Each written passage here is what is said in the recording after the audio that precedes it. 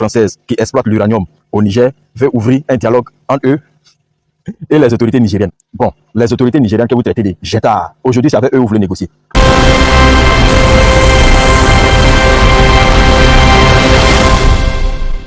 Suivez les informations en Afrique et partout dans le monde en temps réel sur la chaîne Tony.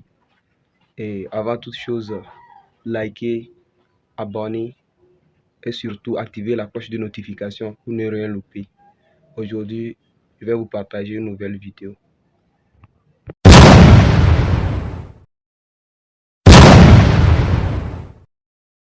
L'entreprise française qui exploite l'uranium au Niger veut ouvrir un dialogue entre eux et les autorités nigériennes.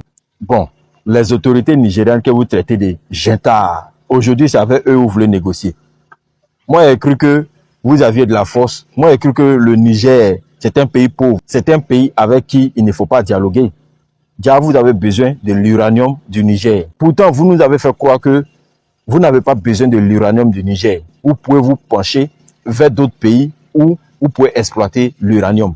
Quand on a besoin de quelqu'un pour survivre là, quand on dépend de quelqu'un pour vivre là, on ne fait pas le gros dos. On se rabaisse, on se fait petit. Mais vous, c'est pas ça. Vous voulez montrer que l'uranium qui se trouve sur le territoire nigérien vous appartient. Aujourd'hui, il y a des autorités nigériennes qui savent très bien ce qu'elles veulent. Et à la tête, le président Tiani. Lui, il rigole pas. Et vous avez remarqué que le monsieur ne rigole pas. Il sait très bien ce qu'il veut et il sait très bien où il va. Il sait ce qu'il veut pour son peuple. Il sait que l'uranium qui se trouve sur son territoire appartient aux Nigériens. Donc lui veut travailler de telle sorte que cet uranium-là, l'argent que cette ressource-là va générer, soit profitable à tous les Nigériens. Mais vous, c'est pas ça. Vous voulez récupérer tout ça rien que pour vous. Il y a longtemps, vous avez exploité l'uranium du Niger à votre profit. Il faut maintenant que les Nigériens profitent de ce qui leur revient de droit. C'est tellement simple. Si moi, j'étais à la place du président Tiani, il n'allait jamais accepter cette négociation entre eux et le Niger. Jamais. Parce que tout ce qu'ils ont volé, tout ce qu'ils ont pillé durant des années, là, c'est bon. Qu'ils gardent ça pour eux. Nous, on va aller vers de nouvelles négociations avec d'autres pays. C'est tellement simple. Des pays qui nous respectent. Des pays qui ne seront pas jaloux de nous voir prospérer avec ce que Dieu a mis dans notre sous-sol. On est encore actionnaire. Par contre, effectivement, nous avons perdu nos droits d'exploitation sur Imo-Arène, qui est la mine en projet, et puis nous avons perdu le contrôle opérationnel de ces opérations, ce que nous challengeons en arbitrage international. Je suis convaincu que ces mines auront un futur. Est-ce que le futur ressemblera au passé? Je n'en sais rien. Mais notre souhait le plus profond, c'est que ce futur se discute avec nous. Et ces arbitrages internationaux visent le Niger, mais visent évidemment n'importe quelle autre personne qui voudrait essayer de définir un futur pour ces mines. Oui. Ce qu'il faut comprendre dans le monde de la mine, c'est qu'un tiers de cet uranium appartient à l'État du Niger, dans tous les cas, puisqu'ils sont co-actionnaires de ces sociétés à hauteur d'un tiers. Oui. Mais donc financièrement, on a fait une croix dessus, et puis on se concentre maintenant vers les autres projets, que ce soit l'Ouzbékistan, la Mongolie, pour continuer à avancer. Niger, France, la folie d'Orano, la compagnie multinationale ultra-capitaliste française contre le Niger continue. J'ai lu avec beaucoup d'indignation un article publié sur le site français Le Monde. Un article qui a été publié sur le site français Le Monde et qui parle du déchaînement d'Orano, la compagnie française qui exploitait depuis plusieurs années, plusieurs décennies, l'uranium du Niger qu'elle ramassait de manière quasiment gratuite. J'ai lu un article incroyable. Cet article est publié le 22 janvier 2026 à 11 h. Et il est publié par Le Monde avec l'Alliance France Presse. Niger, Orano promet d'agir en justice contre quiconque voudrait mettre la main sur son uranium. Voilà ce qu'écrit ce misérable journal du Monde.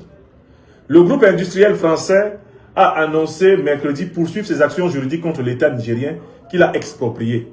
Il a également fait savoir que le chargement d'uranium qui a quitté fin 2025 le site de la Somaïr se trouve bloqué à l'aéroport de Niamey depuis plusieurs semaines. Le géant français du cycle du combustible nucléaire a promis, mercredi 21 janvier, de poursuivre ses actions juridiques contre l'État nigérien qu'il a exproprié mais aussi contre quiconque voudrait mettre la main sur un stock d'uranium d'au moins 1000 tonnes que le Niger, dirigé par, soi-disant donc une junte militaire, cherche à vendre. Je vous lis l'article. Fin novembre, Orano avait averti qu'un chargement d'uranium avait quitté le site de la Somaïre à Arlit, auparavant détenu à 63% par le groupe français et par l'État du Niger.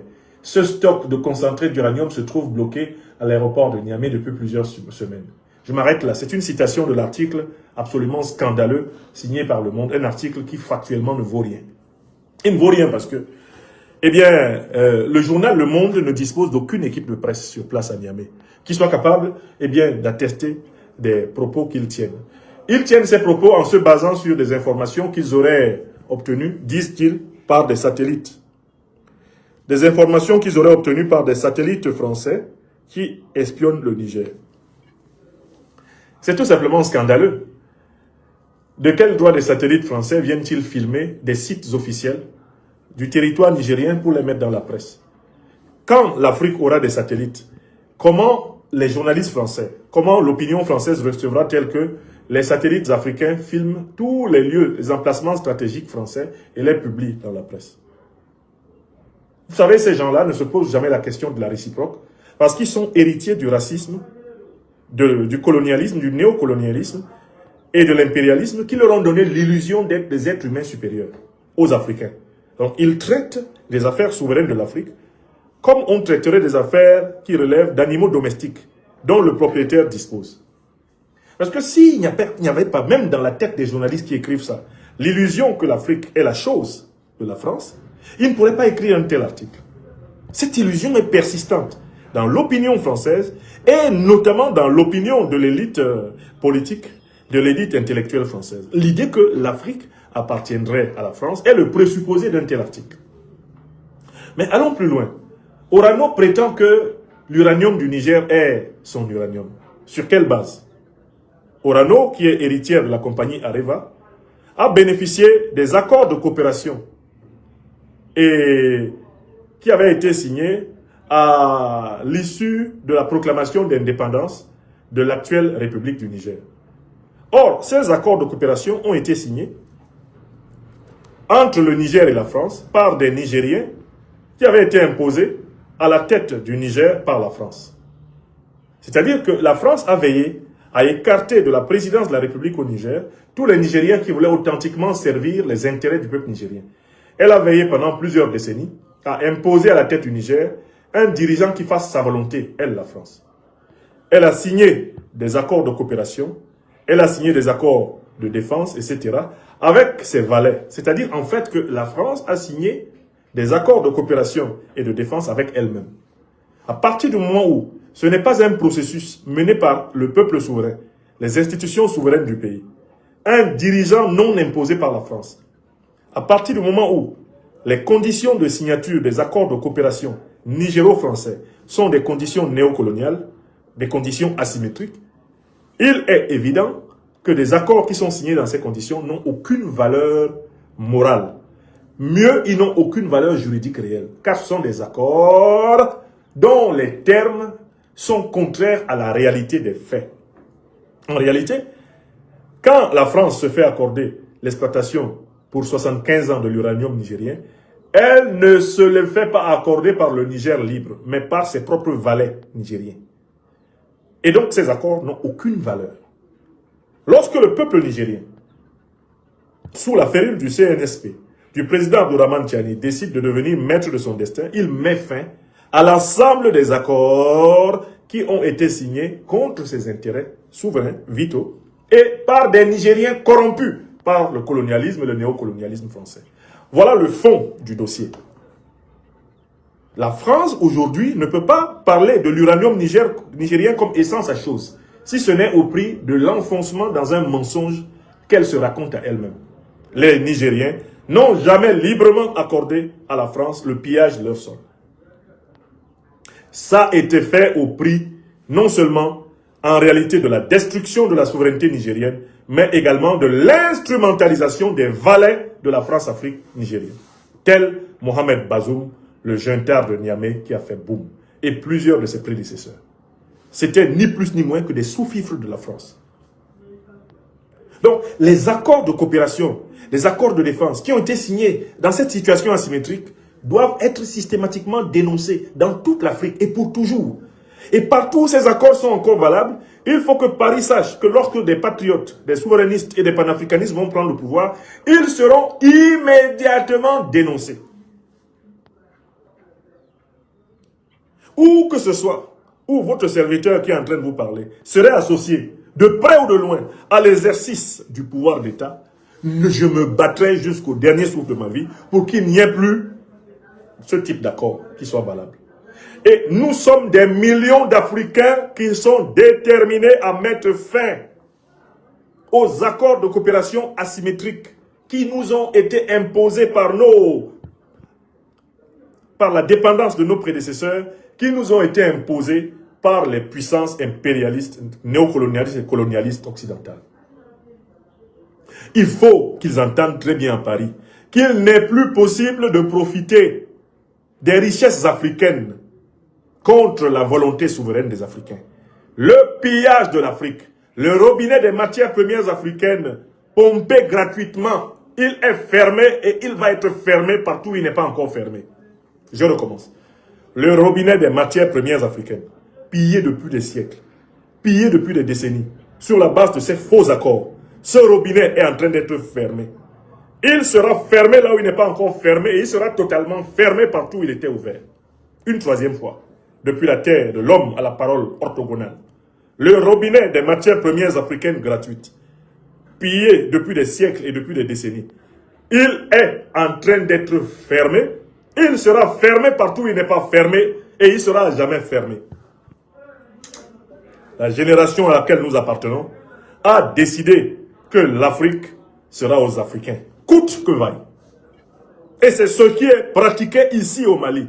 C'est ce qui est pratiqué au Burkina, c'est ce qui est pratiqué au Niger, c'est ce que nous allons pratiquer au Cameroun. Nous allons le pratiquer partout. En Côte d'Ivoire, c'est ce que nous allons pratiquer.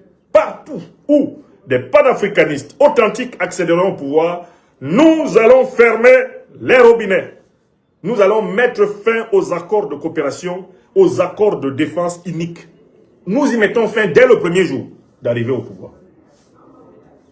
Où que vous me voyez là, avec ma tête rouge là, arriver aux côtés d'un pouvoir, c'est pour que ça s'arrête. Et ce n'est pas de la haine. C'est de la justice, c'est de la vérité. Ce n'est pas de la haine, c'est simplement le rétablissement de la justice, de la vérité historique. Le rétablissement des Africains dans leurs droits. Même Chirac a dit cela. Même Chirac, qui est pourtant un grand exploiteur. Hein? Même Chirac qui a escroqué des dirigeants africains comme le président Laurent Gbagbo. Jacques Chirac lui-même l'a dit. Monsieur Chirac, d'où vient l'argent que vous avez, qu'on a en France? Monsieur Chirac, d'où vient l'argent qu'on a en France? Dites-le, sortez de votre tombe. Dites-le ici. L'argent vient d'où? Qu'est-ce qu'on oublie souvent? On oublie seulement une chose. Oui, on oublie quoi? C'est qu'une grande partie de l'argent qui est dans notre porte-monnaie vient précisément de l'exploitation depuis des siècles de l'Afrique. Pas uniquement, mais beaucoup viennent de l'exploitation de l'Afrique. Alors, il faut avoir un petit peu de bon sens, je ne dis pas de générosité, de bon sens, de justice, pour rendre aux Africains, je dirais, ce qu'on leur a pris. Rendez l'uranium des Nigériens aux Nigériens. Si l'on veut éviter les pires convulsions et difficultés avec les conséquences politiques que ça comporte dans le prochain avenir. Vous avez entendu ce que Chirac dit? Qu'une grande partie de la richesse qu'on a en France vient de l'exploitation de l'Afrique et qu'il est temps de rendre. Dites aux dirigeants d'Orano d'arrêter leur campagne. Ça ne sert à rien. Le Niger ne leur donnera plus jamais son uranium. C'est fini.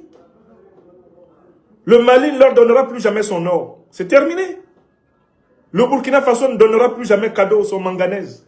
C'est terminé. Vous n'avez pas compris ça? Au Cameroun, c'est pareil, on va déchirer tous les accords. Dès que nous, on arrive au pouvoir au Cameroun, on déchire tous les accords là. Terminé. Le premier jour, la déclaration même. La première déclaration du gouvernement. Elle porte sur les accords. Ils sont déclarés caducs le premier jour. Le premier jour où vous me voyez dans quoi que ce soit dans mon pays natal, le Cameroun, c'est pour mettre fin à ça. Le jour où Ouattara Draman tombe en Côte d'Ivoire, vous savez ce qui vous attend. Vous arrêtez tout de suite de piller la Côte d'Ivoire, c'est terminé. Vous allez apprendre à vivre de vos propres richesses. Vous allez apprendre à vivre de vos propres moyens. Vous allez apprendre à vivre sans le pillage de l'Afrique. Vous n'avez pas compris? Mais ces gens d'Orano là, il faut qu'on leur parle en quelle langue? On leur parle dans leur propre langue, le français. C'est terminé, les gars. Vous ne pouvez pas continuer à piller l'Afrique et à mépriser les Africains par des politiques d'immigration d'ailleurs extrêmement racistes, des politiques d'immigration extrêmement méprisantes, alors que vous vous nourrissez du sang, de la sueur et des larmes des Africains depuis des centaines d'années. Ça suffit. Et les Africains ne veulent pas coloniser la France. Ils ne veulent pas coloniser l'Europe, l'Amérique. Non! On vous demande de laisser l'Afrique tranquille. C'est pour ça que j'ai créé l'Institut et obtenu la légalisation de l'Institut de l'Afrique des libertés. Mettre fin à l'occupation militaire de l'Afrique par les puissances étrangères. Mettre fin à la domination économique étrangère en Afrique. Et notamment à la monnaie criminelle du franc CFA. Mettre fin à l'ingérence des puissances étrangères dans la désignation des dirigeants africains. C'est le troisième objectif de l'association que j'ai créée. Et enfin, enraciner l'Afrique dans sa propre civilisation. We created the Institute of African Freedom to put an end to foreign troops occupations on our continent, Africa. To put an end to foreign currency domination on our continent, Africa. To put an end to CFA. That's why we created this institute. We created this institute to put an end to foreign intervention in the sovereign process of designing our leaders, of choosing our leaders through Africa. And we created the Institute of African Freedom to defend African civilization, African culture. Iyom nini tehena de bihere yonu bon lebi sonda bamanola babakana bi habi Africa. Moni mi whip masibele français fa mi habi Africa. De bihere yom nini tehele li kouli ndabli Africa. Iba mako mali nyu bon le bon ba Africa ba pohol ba enel ba bon merek. Iyom ni de bihere yonu bon le di lebuches. Yi batara yom de bongol i bongol long yes Africa. Ni normal longueur. Ni normal longueur. C'est pour ça qu'on a créé ça. Alors, ils sortent et ils disent qu'ils vont poursuivre le Niger. Et je voudrais conclure par là ce sujet-là. Ils vont poursuivre le Niger dans leurs tribunaux. Qui leur a dit que leurs tribunaux ont le droit de se mêler de l'usage que le Niger fait de son uranium? Aucun tribunal français, aucun tribunal occidental n'est compétent pour les richesses souveraines du Niger. Aucun tribunal français, aucun tribunal étranger n'est compétent pour les richesses souveraines du Niger. Le Niger est un État souverain.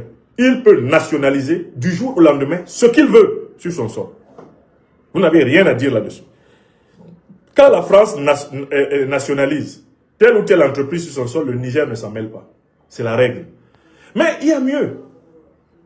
Au Niger, par contre, la France a des comptes à rendre sur les bénéfices qu'elle a fait sur son uranium. Depuis plusieurs décennies, la France a des comptes à rendre sur le dol, l'escroquerie de l'uranium nigérien depuis des décennies. Ça, c'est un. La France a des comptes à rendre sur l'écocide, c'est-à-dire la destruction de l'environnement du peuple nigérien. Mais attention, des centaines de milliers, voire des millions de Nigériens ont trouvé la mort, ont attrapé des maladies incurables et chroniques parce qu'ils ont été pollués par l'exploitation abusive de l'uranium. Il faut que ce procès soit ouvert. Et il faut que Areva et Orano payent pour les millions de Nigériens qui ont été pollués. Et ce procès, il sera ouvert au Niger. Vous devez payer pour ça. C'est quand même pas gratuit ça. Polluer les gens en les volant. Polluer en pillant, c'est trop. C'est la double ou la triple peine. C'est-à-dire que les Nigériens n'ont même pas encore commencé à récupérer les droits qui leur sont dus par Areva. Les droits qui leur sont dus par Orano. Ils ont simplement récupéré, eh bien, le produit de leur sol. Ils ont pris l'existant. Mais il faut qu'on fasse un bilan. C'est 40, 50, 60 années eh bien, d'exploitation de l'uranium nigérien. Combien ont-elles réellement rapporté à la France?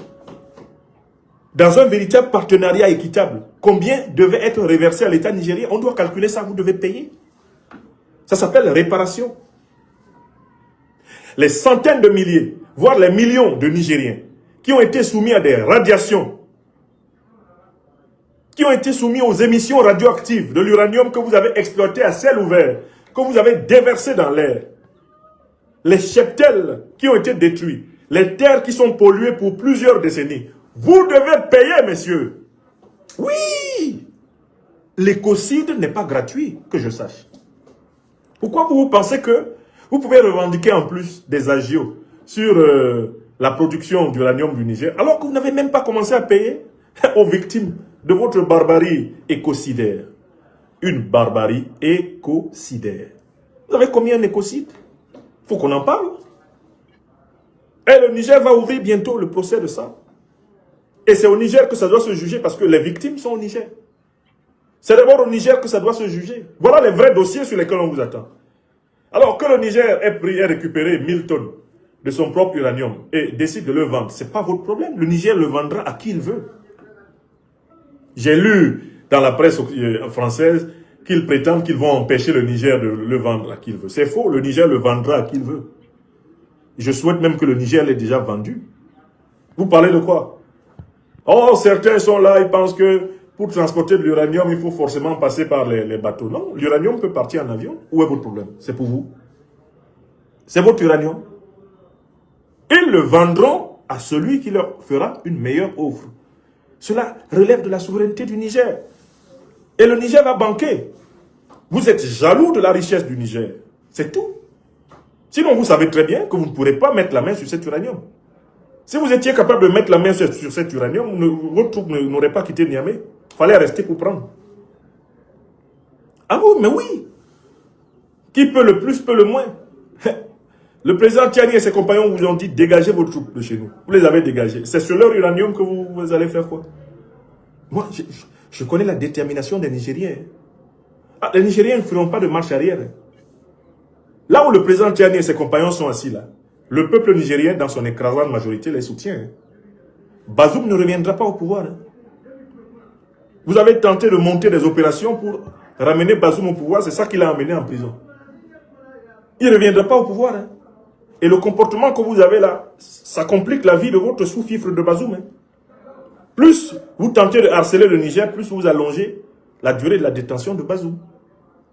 Oui, vous êtes coupable de ce qui arrive à Mohamed Bazoum. C'est vous qui l'avez arrêté. C'est vous qui l'avez mis dans la merde. C'est pour vous qu'il est en prison. Vous, les néocolonialistes français. Bazoum n'est pas en prison pour le peuple nigérien. Il ne servait pas le peuple nigérien. C'était un sous-fifre du néocolonialisme français. C'est ce qu'il était. Il a même prétendu que l'uranium du Niger ne représente rien dans la production de la France. L'essentiel de l'uranium de la France est pris au Kazakhstan. C'est comprend même ici au Niger, ça ne vaut rien. Maintenant, c'est vous qui calculez que ça a une valeur de 300 millions. Déjà, le Niger avait 300 millions. Ça pour là.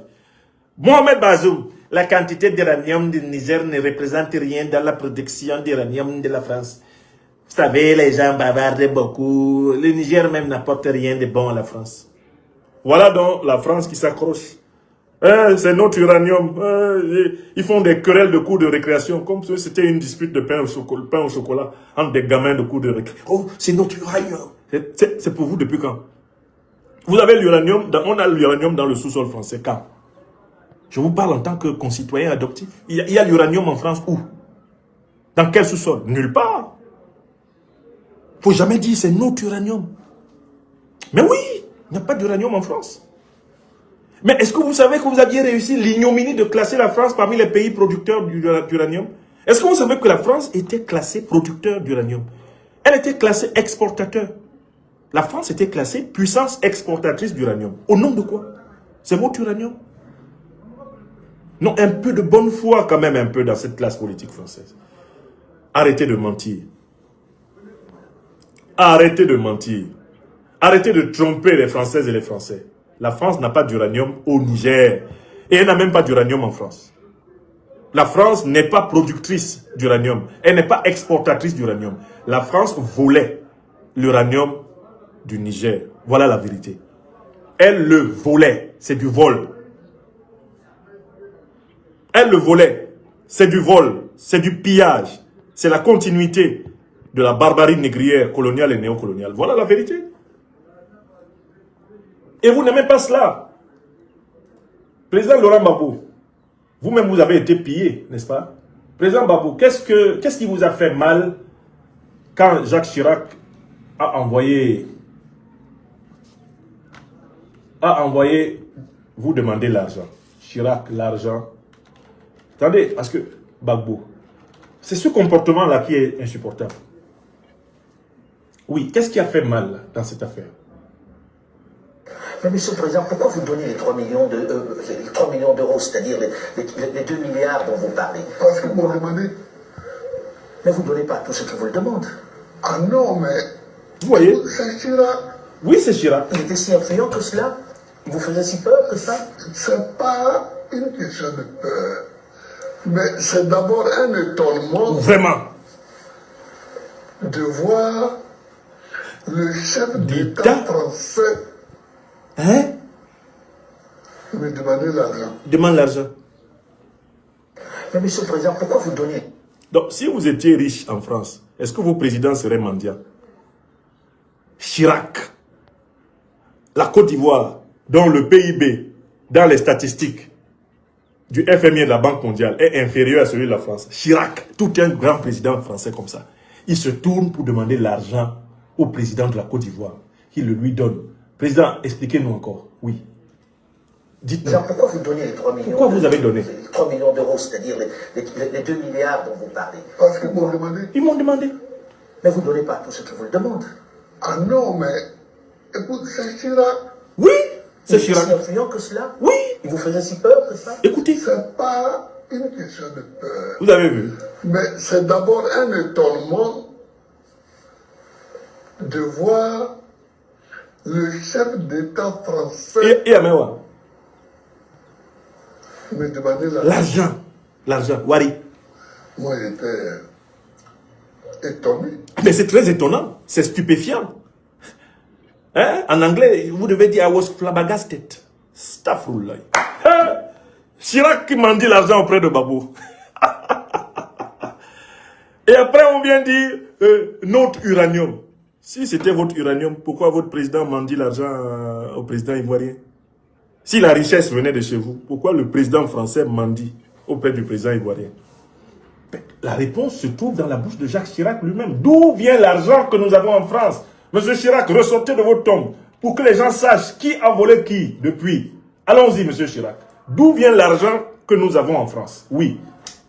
On oublie seulement une chose, c'est qu'une grande partie de l'argent qui est dans notre porte-monnaie vient précisément de l'exploitation depuis des siècles de l'Afrique, pas uniquement, mais... Alors, mesdames et messieurs d'Orano, il s'agit de mettre fin à l'exploitation de l'Afrique. Vous avez été délogé du Niger parce que trop, c'est trop. Vous avez assez volé. Vous vous en êtes suffisamment mis plein les poches. Un proverbe africain dit, quand tu n'as pas pitié, il faut au moins avoir honte. En Bassa, on dit, Balé unkon bengo ou ba ukon hison. C'est-à-dire que si tu n'es pas malade de pitié, de temps en temps, attrape cette bonne petite maladie qu'on appelle la honte. Kongo, tomber malade de pitié. Et kon hison, tomber malade de honte. Tu ne peux pas ne pas avoir l'une ou l'autre des deux maladies. Sinon, tu n'es pas humain. Un être humain, c'est un être qui a soit de temps en temps pitié, au moins. Et s'il ne peut pas avoir pitié, il peut avoir honte. Dans le cas d'Orano, on sait que vous n'avez pas pitié. Parce que pour piller un pays comme vous avez pillé le Niger, on sait que vous êtes sans pitié. Pour polluer un pays comme vous avez pollué le Niger, on sait que vous êtes vraiment sans pitié. Ninkon Besson. Vous n'êtes pas malade de pitié. Ninkon Besson.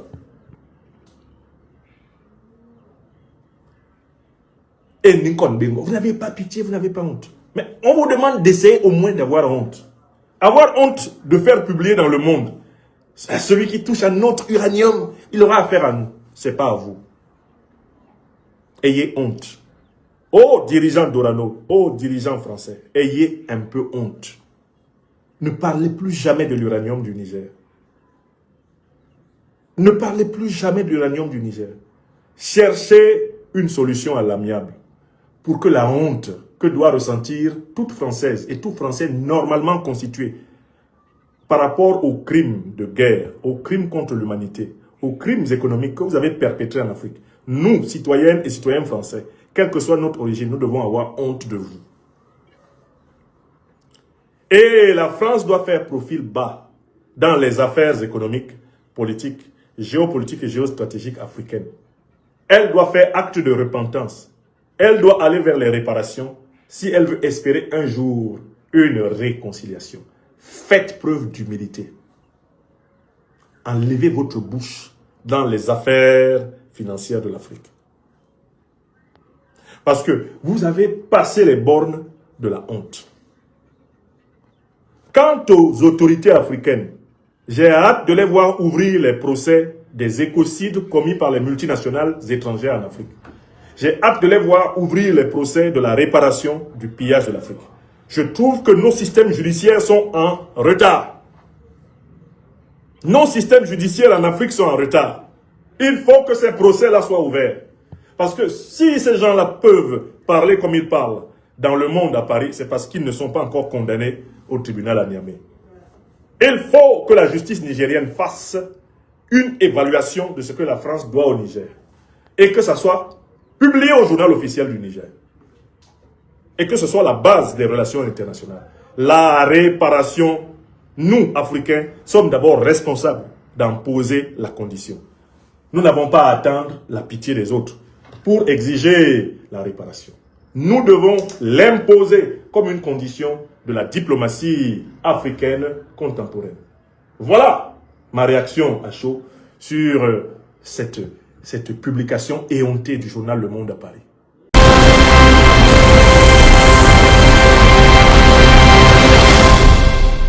Ok, je pense que nous sommes arrivés à la fin de notre vidéo.